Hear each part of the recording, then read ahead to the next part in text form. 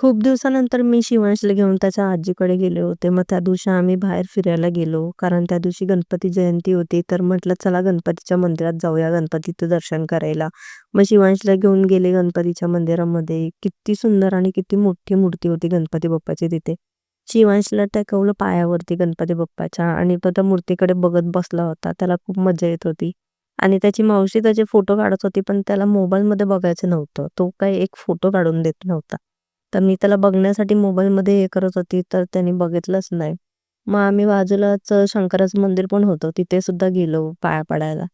आणि शिवांशला मी असं गाभाऱ्यामध्ये सोडलं होतं आणि तो बघा कशी मस्ती करत होता खाली सोडल्यावरती.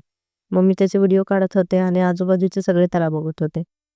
मग मावशीने पण त्याच्या पिंडीवरती डोकं टेकवलं आणि त्याच्यानंतर मग तो बाहेर आल्यानंतर पण बघत होता इकडे-तिकडे. त्याच्यानंतर मग मामासोबत त्याची मस्ती चालू झाली. मामाने त्याला बटाटा चारला आणि तो मग खेळत बसला मामासोबत.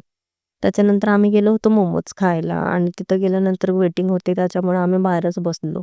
बाहेर बसल्यानंतर मग मामा आणि शिवांश दोघांची चांगली खेळ चालला होता.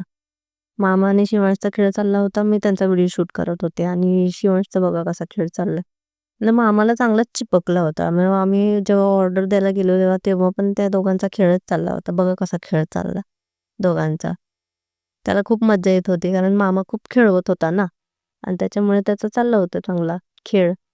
त्याच्यानंतर मग जेव्हा आम्ही ऑर्डर दिली आणि टेबलवर जाऊन बसलो, तेव्हा पण शिवांशने इतकी मस्ती केली तिथे, की टेबलवरचे सगळे चमचे फेकून टाकले, सगळे तिथे जे टिश्यू ठेवले होते सगळे टिश्यू फेकून टाकले आणि तो काय टेबलवरती काहीच वस्तू ठेवत नव्हता. अशी त्याची मज्जा आली आणि आम्हाला पण लय मज्जा आली त्याची सगळी मस्ती बघून.